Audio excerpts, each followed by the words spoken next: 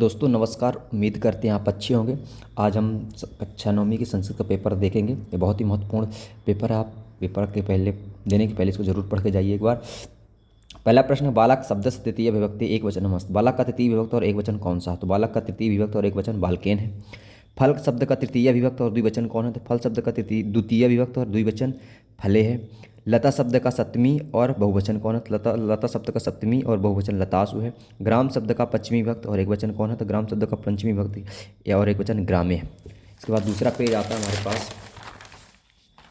दूसरा पेज आता है हमारे पास दोस्तों, ये है कौन सा अव्यय अस्ति, कौन सा अव्यय इसमें अव्यय है? तो तत्र क्या है? इसमें अव्यय है।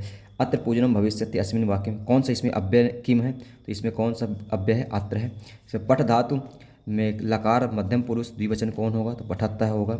गम धातु में लिट लकार उत्तम पुरुष कौन सा होगा? तो गमिष्यति होगा। लिंग लकार में उदाहरण कौन सा? लिंग लकार का उदाहरण अभवत हो जाएगा। लिखत में इसमिन पदे कौन सा लकार है? तो लोट लकार है। प्रतिभाति इत में कौन सा उपसर्ग है? तो प्रति होगा। उपसर्ग उदाहरणम अस्ति, इसमें कौन सा है? तो कौन सा उपसर्ग का उदाहरण है? उपगता। इसके बाद सही जोड़ी आता है। तो सही जोड़ी में पहले नंबर का हो जाएगा घ नंबर। अत्युम कौन सी संधि है? तो अत्युम यण संधि है। पंचवटी में कौन सा समास? पंचवटी में द्विगु समास है। विद्यालय कौन सी संधि है? तो विद्यालय दीर्घ संधि है। फिर इसके बाद लता वृक्ष, लता वृक्ष कौन सी संधि है? तो लता वृक्ष द्वंद्व समास है। पितृ चरणों, पितु चरणों। इसके बाद हमारे पास आता है ये कुछ उपसर्ग यदि प्रत्यय हैं, जैसे लघुतम में तम प्रत्यय है, सित्वा में कुत्ता, तो इसको दोनों को मिला कर जाएगा सित्वा हो जाएगा। कर्णीयम में अन्यर प्रत्यय है।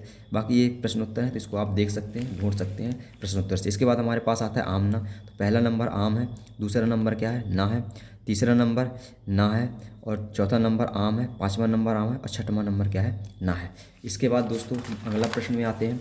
ये हमारे पास ये बहुत ही इंपॉर्टेंट प्रश्न, इसमें से हमको प्रश्न बनाना है। ये हमारे पास दिया गया है, इसमें से आपको क्या बनाना? प्रश्न बनाना। तो मध्याह्न, मध्यमा मानस, दहन, अनिमा, ये प्रश्न दिया, उत्तर दिया हुआ है, इसको प्रश्न बनाना था। इसके यहाँ ये वर्ड है मध्या मानस्य, इसके सामने लगा देना कीदृशस्य। क्या लगा देना? कीदृशस्य।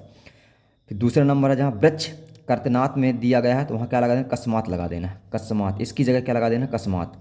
खला नाम में क्या लगा देना? केसाम। खला नाम में क्या लगाना है दोस्तों? केसाम। इसमें केसाम लगा के क्या बनाना है ना? प्रश्नवाचक वाक्य बनाना है। इसके बाद हमारे पास आता है किसने किससे कहा? तो ये पुत्र के कहे नाम पाप कर्मम करोमि। देवेश ने किससे कहा था? मल्लिका से कहा था। ना जानम कोश भवान। तपोदत्त ने किससे कहा था? पुरुषम से कहा था। हा विधे किम मया कृतम, ये तपोदत्त ने किससे कहा था? विधिम से कहा था। इसके बाद आता है ये एक वाच्य परिवर्तन आता है। वाच्य परिवर्तन आप देख सकते हैं, जैसे बालक विद्यालयम गच्छति हो जाता है विद्यालयम बालकेन गम्यते। वन वृक्षा निर्विवेक छिदन्ते, तो इसके लास्ट में छिदते लगा दीजिए, और इसको आप देख सकते हैं, ठीक। फिर ये आता है एक शुद्ध अशुद्ध वाक्य आता है, तो इसको जैसे ये बहुत इंपॉर्टेंट है, श्री गणेशाय नमः, श्री कृष्णाय नमः, इसमें लास्ट में क्या लगा देना? साय लगा देना, श्री गणेशाय नमः। ऐसे ये वाला बहुत इंपॉर्टेंट है जो आता ही है, श्री कृष्णाय नमः, श्री शंकराय नमः, इस तरह से आते हैं। अब आइए अब देखते हैं हम कौन से वाले में। इसमें सबसे पहले हमारे पास बालक में, तो पहला आंसर इसका सिंघात होगा। दूसरे में क्या हो जाएगा? पपात हो जाएगा। तीसरे में क्या हो जाएगा? अन्यमय हो जाएगा। चौथे में क्या हो जाएगा? चतुर्थम हो जाएगा। और पाँचवें में क्या हो जाएगा? ये पाँचवें में हमारे पास क्या होता है? यत्नम। और छठवें में हो जाएगा स्वधून। इसके बाद आता है दोस्तों कथा क्रम। ये बहुत इंपॉर्टेंट है, कथा क्रम संयोजन। कथा क्रम संयोजन क्या होता है? इसको कथा के अनुसार हमको लिखना है। तो पहला नंबर में ये जाएगा ये वाला कथा, ये होगी। दूसरे में ये हो जाएगा, तीसरे में ये हो जाएगा, और चौथे में ये नंबर हो जाएगा। इसके बाद ये पैसेज आते हैं दोस्तों, तो आप पैसेज ये देख सकते हैं, इनका स्क्रीनशॉट मार करके आप बड़े आराम से इसको हल कर सकते हैं। ये हमारे पास पैसेज है, और इनको क्या कर सकते हैं? हल कर सकते हैं। एक प्रश्न मैंने नहीं आपको बताया, ये श्लोक बहुत इंपॉर्टेंट है। इस पार्ट से ये श्लोक आता है। श्लोक आप प्रश्न पत्र में वही श्लोक लिख के आए उत्तर में जो प्रश्न पत्र में ना आया हो। इसके बाद ये पूरा पैसेज रहता है, ये पूरा पैसेज रहता है, ठीक। ये दोस्तों पैसेज है। इसके बाद हमारे पास आता है लास्ट का पेज। लास्ट का पेज इसमें देखिए ये पैसेज है, और ये आज सबसे इम्पॉर्टेंट जो है एप्लीकेशन। प्रचार को अवकाश के लिए पत्र लिखो, या तो मित्र के लिए शुभकामना पत्र लिखो।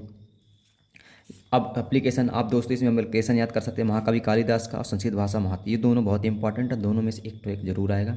अब इसमें दूसरा याद कर सकते हैं सुलभ मुक्ति का। एप्लीकेशन किसका याद कर सकते हैं? सुलभ मुक्ति का। तो उम्मीद करते हैं आपको इस पेपर में कुछ ना कुछ हेल्प ज़रूर मिलेगा। ज़्यादा से ज़्यादा वीडियो को लाइक कीजिए और दोस्तों को शेयर कीजिए। धन्यवाद।